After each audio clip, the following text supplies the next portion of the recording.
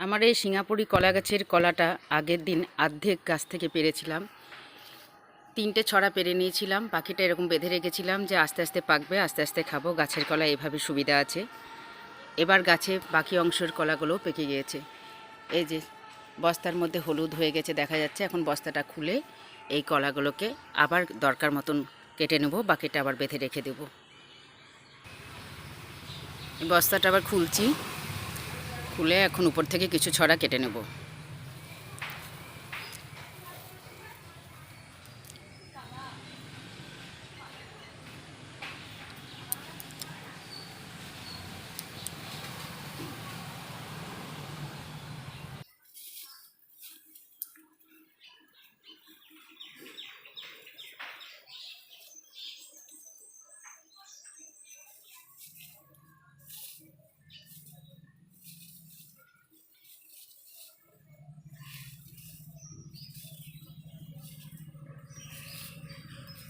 যে ভেতরে সব হলুদ হয়ে গেছে কলাগুলো দেখা যাচ্ছে।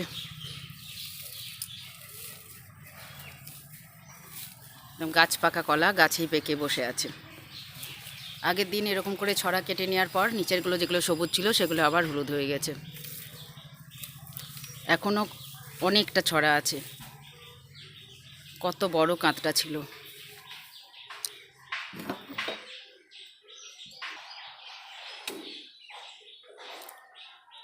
যেগুলো পেকে গেছে সেগুলো এখন পেরে নিচ্ছি।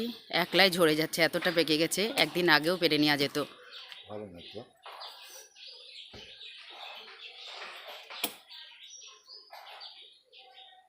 একটু আগেই পারতে হতো। এই যে নিচে পড়ে যাচ্ছে ঝরে, এত গাছ পাকা হয়ে গেছে।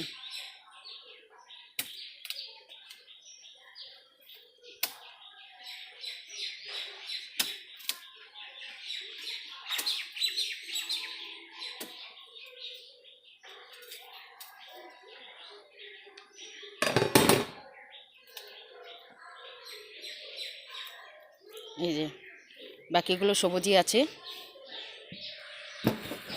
এখন আরও দুটো ছড়া এভাবে কেটে নেব।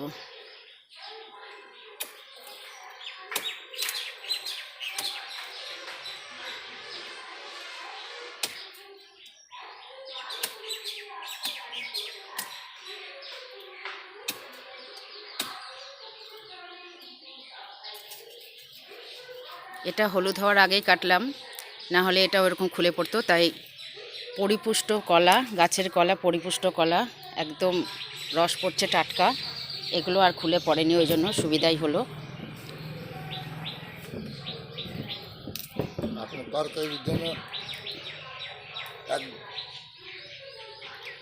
এই যে আবার এই কলার একটা ভালো বৈশিষ্ট্য আছে, তরকারিও খেতে খুব ভালো লাগে সিঙ্গাপুরি কলা।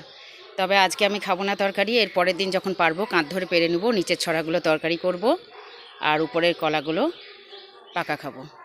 আজকে আমি আর একটা ছড়া কেটে আপাতত বাকিটা রেখে দেবো। আর একটা ছড়া দাও।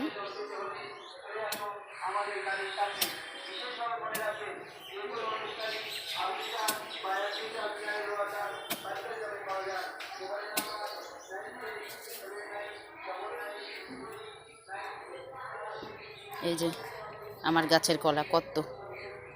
এবার বাকিটা আবার বস্তায় করে বেঁধে রেখে দিব। এই ভারী মজা গাছের কলা খেতে। সব সময় গাছ থেকে টাটকা পারো আর খাও।